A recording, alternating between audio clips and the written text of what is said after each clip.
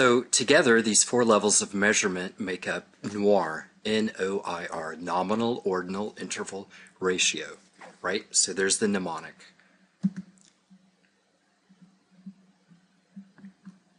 We know N is for nominal, O is for ordinal, I is for interval, R is for ratio. Together, those make NOIR, right? So think of maybe film noir, if that helps you. Now, one reason this is important is that it's an easy way to help you remember which level of measurement contains more information. So at the bottom of NOIR, so for ratio, that contains ratio level measurements contain the most information. So as we move from nominal up through ratio level data, so as we move from nominal to ordinal to interval to ratio, our measurements become increasingly more precise. They contain more and more information. So if we have an example for temperature, well, I have a hard time thinking of any kind of nominal way to record temperature. Because if I say it's hot or it's cold, well, those are really ordinal categories. So in this example, this shows that some things that we perceive can't really be measured in a nominal sense, right? So we can say that it's bitterly cold, it's lukewarm, it's hot, or it's searing, and those can be thought of as sort of a modified version of a Likert scale, so ordinal level measurements. And at the next higher level of measurement, we could actually measure temperature in terms of Celsius or Fahrenheit, so that would give us interval level measurements.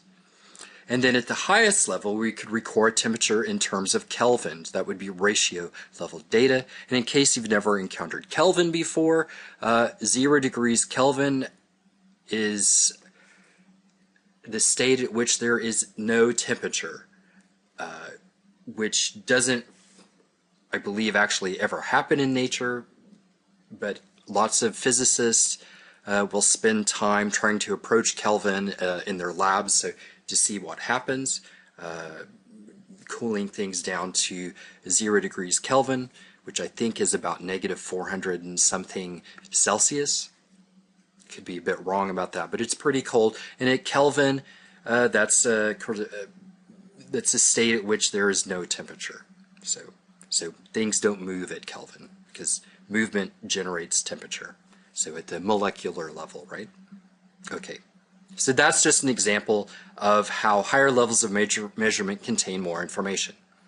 So in this example for temperature, Kelvin is ratio level data. So that means that 0 actually means the absence of any temperature, whereas with Celsius or Fahrenheit, so the next lower level, that's interval level measurements, that means that 0 is sort of a placeholder. Remember, 0 degrees Celsius or 0 degrees Fahrenheit, while those are slightly different from each other, there's still a temperature in the sense that there's a measurable temperature, right?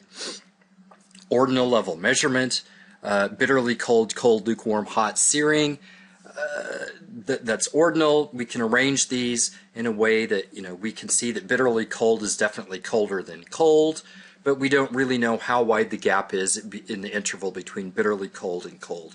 Likewise, the same for the distance or the interval between cold and lukewarm.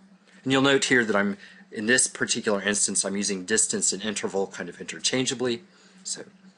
And that might help you also then think of interval level measurements, because in interval level measurements, the interval is an equal width, right? So maybe that helps you. Okay. So higher levels of measurement contain more information. Let's say a bit more about that. So if we have higher level of data, we can always simplify it to become lower level data, but not vice versa. So we could take Kelvin level data and convert it into Celsius level data, so we could convert Kelvin into Celsius or Kelvin into Fahrenheit.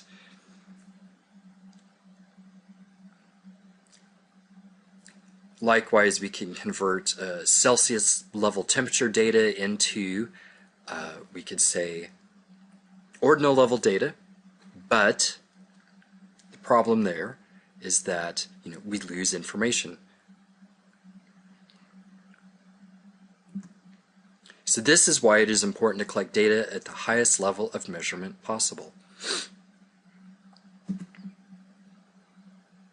Another way to think about NOIR is what I call the lazy version. And then that's not really NOIR, it just breaks nominal, ordinal, interval, and ratio levels of measurements into two categories. And a lot of stats books will do this. So the first category that typically gets used is categorical data.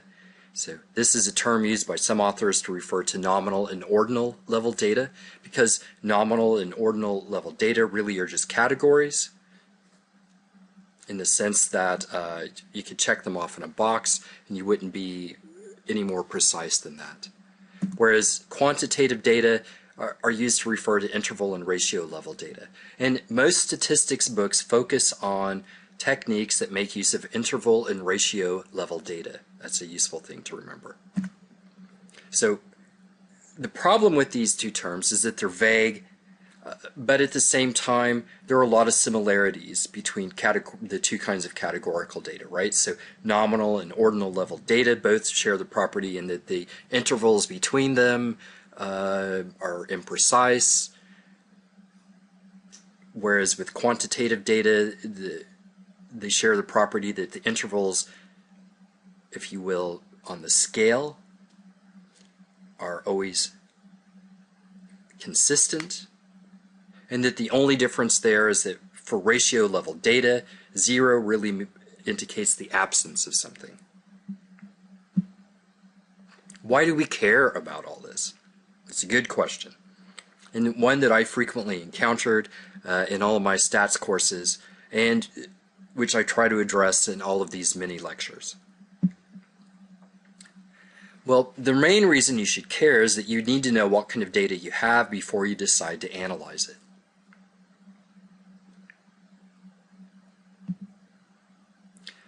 The reason that you need to do this is that each statistical technique, it only works with certain levels of data.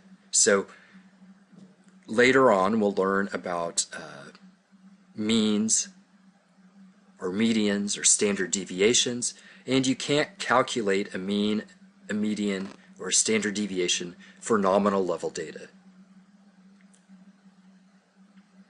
So that's an example to hold in your head for later on, for some of the later lectures.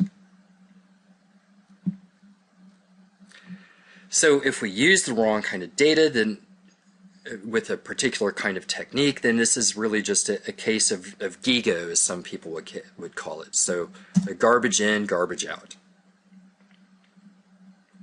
So to use a technique, we have to have the right kind of data. And that then also means that before you go out and collect data, you should think about the kind of techniques that you're planning on using. And later on in the mini lectures, we'll talk a bit more about the procedures for setting up the series of steps that you would need if you're when you go out and make use of statistics, right? So before you go out and start collecting data, you need to think about why are you collecting the data and how you plan to measure that data and how you plan to interpret that data. This has been an educational film brought to you by Space Inc. Films. And if you have any questions or comments, feel free to contact us at Space Inc. Films, so space.inc.films@gmail.com. Have a good day.